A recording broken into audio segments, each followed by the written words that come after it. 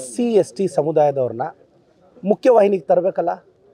ಈಗ ಅಣ್ಣಮ್ಮಕ್ಕ ಅವರು ಸೋತಿದ್ರು, ಮುಖ್ಯವಾಹಿನಿಗೆ ತರಬೇಕಲ್ಲ ಅಲ್ವಾ? ಅವ್ರನ್ನೆಲ್ಲ ಮುಖ್ಯವಾಹಿನಿಗೆ ತಂದು ನಾವು ಬರೀ SC ST ಬಗ್ಗೆ ಜಪ ಮಾಡಿಬಿಟ್ಟು ಎಲ್ಲಿ ನಾನು ಒಂದೇ ಹೇಳೋದು ನಾನು ಇಷ್ಟೇ, ನಾನು ಎಲ್ಲ ಧರ್ಮದವ್ರನ್ನ ಎಲ್ಲ ಸಮುದಾಯದವ್ರನ್ನ ಜೊತೆಯಲ್ಲಿ ಕರ್ಕೊಂಡು ಹೋಗಬೇಕು.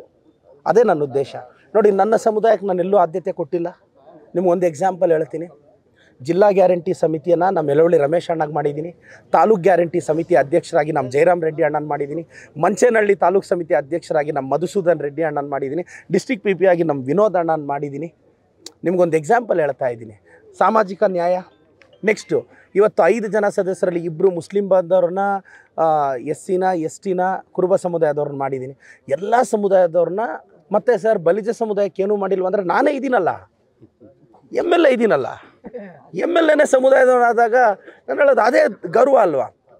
SC ST ಸಮುದಾಯದವ್ರನ್ನ ಎಲ್ಲರೂ ಮುನ್ನಡೆಸ್ಕೊಂಡು ಹೋಗೋದು ನನ್ನ ಜವಾಬ್ದಾರಿ. ನಾನು ಎಲ್ರಿಗೂ ಭರವಸೆ ಕೊಡ್ತೀನಿ, ಎಲ್ಲದರಲ್ಲೂ ಅವ್ರಿಗೆ ಅವಕಾಶ ಕೊಟ್ಟು ಮುಖ್ಯವಾಹಿನಿಗೆ ತರ್ತೀವಿ.